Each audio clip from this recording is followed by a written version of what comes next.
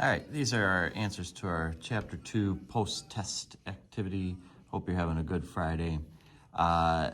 This one gives us a person named Gina, and she has a balance in her debit account. It was $15.50 on week 2, but now it's gone down to $13.40. So if we want to know how much she's spending each week, let's figure out how much she spent in those weeks there. So if you do $15.50 minus $13.40, we're going to get $210, okay? So that's how much she spent.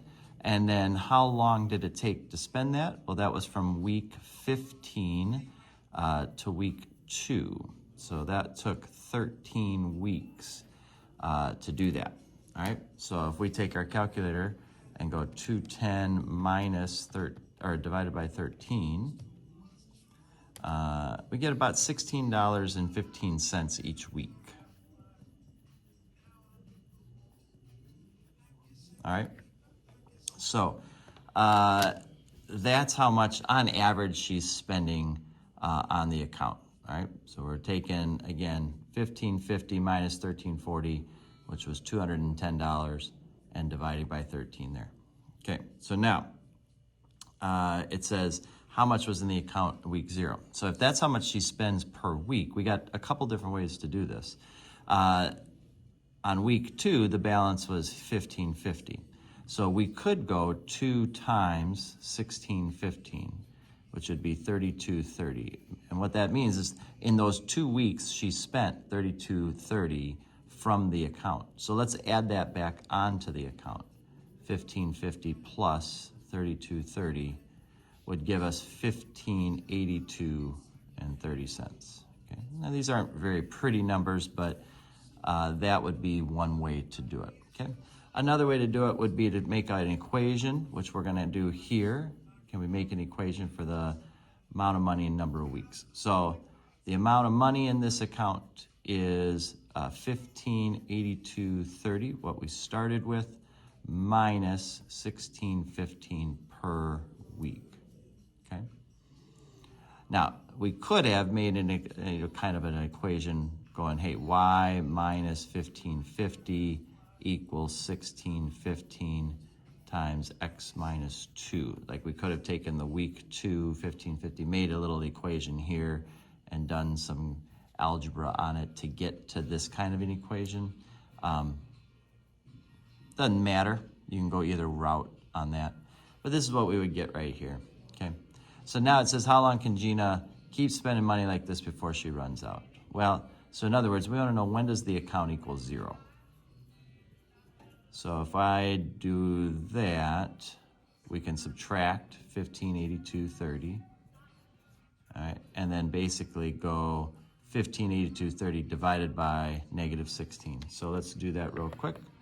We're going to go negative $15.82.30 divided by negative 16.15, and we get 97.9, so about 98 weeks. All right, so that's almost 2 years.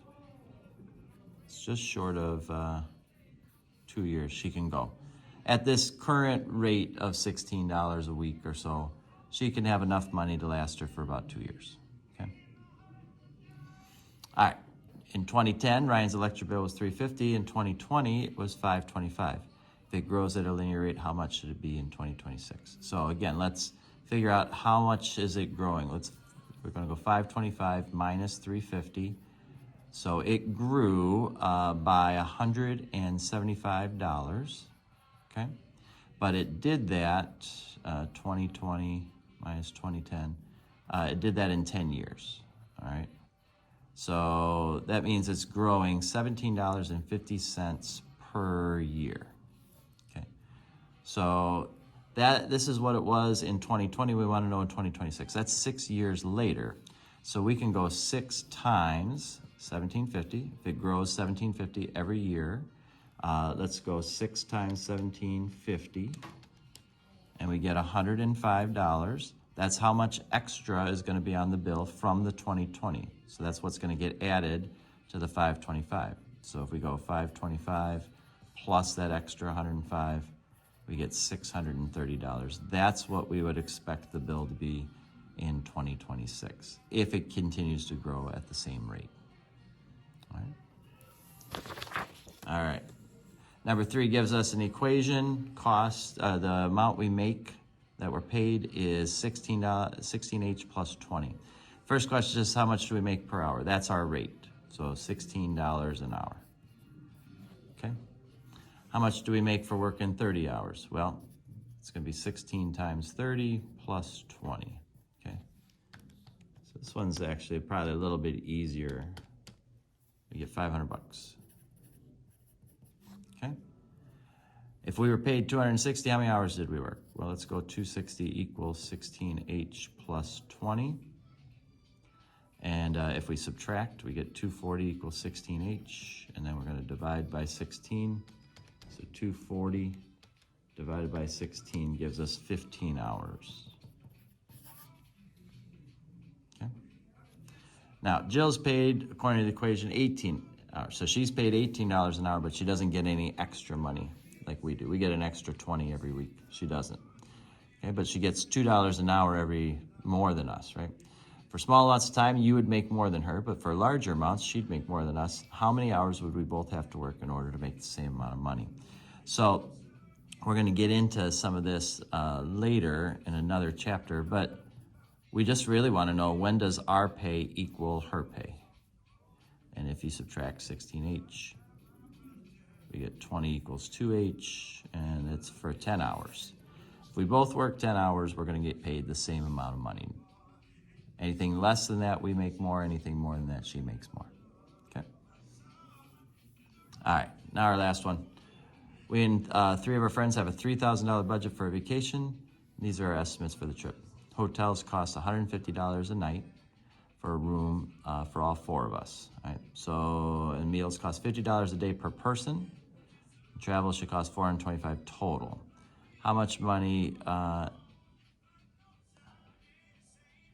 will be left over for activities and souvenirs? So we're gonna assume we have to have a certain amount of time that we're gonna be gone. Let's say that we're gonna be gone for 6 days, okay? Trip be 6 days, okay? Doesn't say that in there, but we're gonna declare that right now, and I'll make sure the sub knows that, okay? So we're gonna be gone for 6 days. So hotels cost $150 a night times 6 nights. So 150 times 6 is $900. So that's how much we're spending on that. All right, meals are $50 times 4 of us times 6 days. All right, so 50 times 4 of us times 6 days, that's $1,200. Okay. And then the travel is $425. Okay, so we're going to add all of that up. 900 plus 1,200 plus 425 is 2,525. So 3,000 minus that leaves us with $475 to do extra activity stuff there. All right. All right. Enjoy your weekend. We'll see you on Monday.